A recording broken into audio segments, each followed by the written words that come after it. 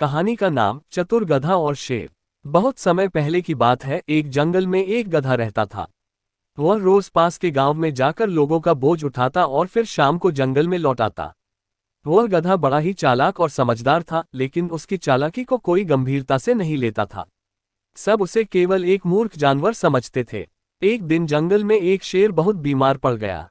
वह बहुत कमजोर हो गया था और शिकार करने की ताकत भी नहीं रही थी। भूख के कारण उसका बुरा हाल हो गया था। तभी उसकी नजर गधे पर पड़ी। शेर ने सोचा, ये तो अच्छा मौका है। ये गधा मेरा आसान शिकार बन सकता है। शेर ने गधे से कहा, भाई, मैं बहुत दुखी हूं। तुम मेरी मदद कर सकते हो क्या? गधे ने सोचा, ये शेर तो बहुत कमजोर दिख रहा है।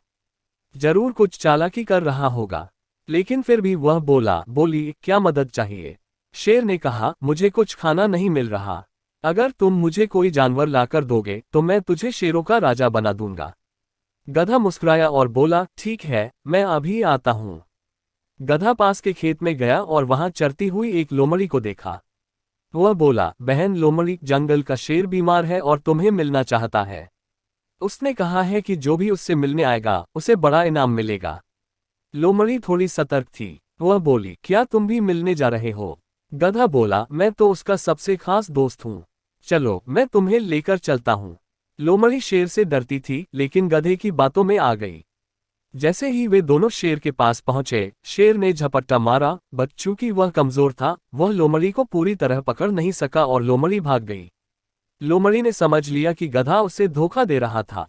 अब गधा खुश होकर बोला, शेर महाराज, आपने मौका गंवा दिया।